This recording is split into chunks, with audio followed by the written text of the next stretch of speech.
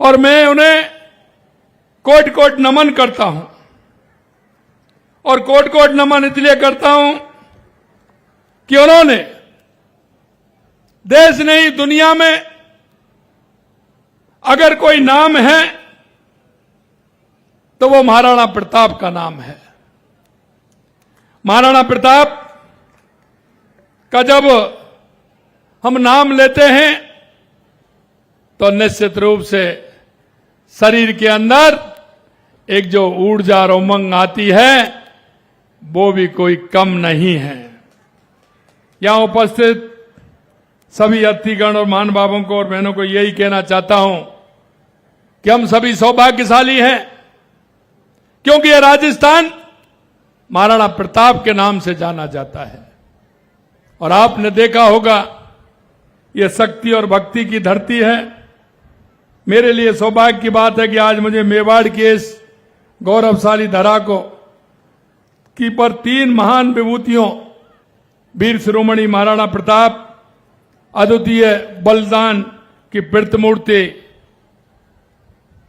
मां पन्नाधाय और वीर योद्धा राणा पूंजा की प्रतिमाओं को अनावरण का अवसर प्राप्त हुआ है।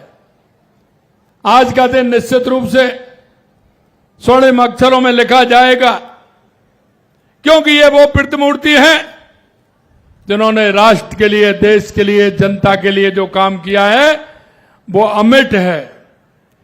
मेवाड़ शक्ति, भक्ति, त्याग और तपस्या की तपभूमि है। यह वो धरती है जिसका कण कण वीरता की गाथाएं गाता है। ऐसी भूमि पर आकर मुझे अत्यंत गौरव की अनुभूति हो रही है।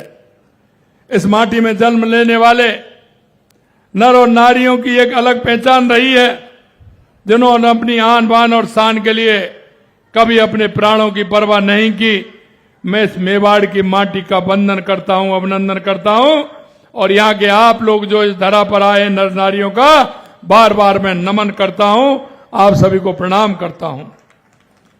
मेवाड़ की इस धरती पर जन्मे महाराणा प्रताप का नाम सुनते ही धमनियों में शौर्य और पराक्रम का रक्त प्रभावित होने लगता है।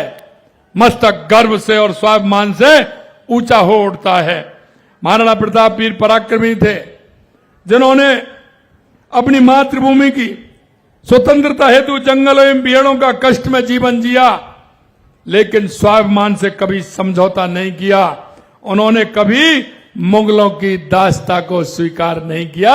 इसे कहते हैं महाराणा प्रताप। महाराणा प्रताप द्वारा लड़ा गया हल्दी घाटी का युद्ध इतिहास के पन्नों पर स्वर्णिम अक्षरों में अंकित है। अकबर ने अपनी कई सेनापतियों के नेतृत्व में महाराणा पर आक्रमण करने के लिए सेना को भेजा, लेकिन उसे बार बार मुंह की खानी पड़ी।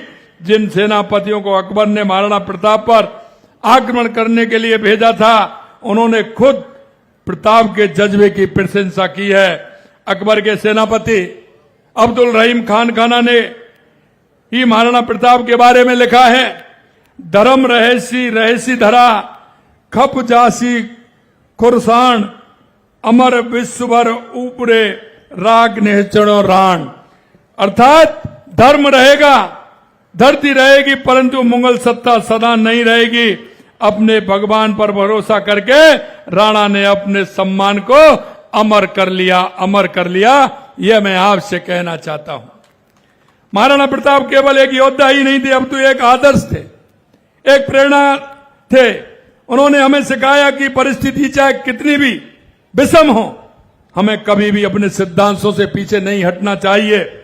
हमें सदैव सत्य और धर्म, राष्ट्रहित के मार्ग पर चलना चाहिए। महाराणा प्रताप का जीवन हमें किसी भी कीमत पर संप्रभुता और स्वतंत्रता की रक्षा करना सिखाता है। नई पीढ़ी में ऐसे संस्कार का संचार होना चाहिए। मैं आपसे ये कहना चाहता हूं कि महाराणा प्रताप के जीवन से, आज उनका जन्मदिन है, उनके जो उन्होंने काम किया है उससे हमें प्रेरणा लेनी चाहिए, और आने वाली पीढ़ी को हमें बताना चाहिए कि हमारे महापुरुष कैसे थे, उन्होंने किस तरह से लोहा लिया और लोहा लेकर के हमारे राष्ट्र का मान रखने का काम किया और आने वाली पीढ़ी को जो सम्मान देने का काम किया।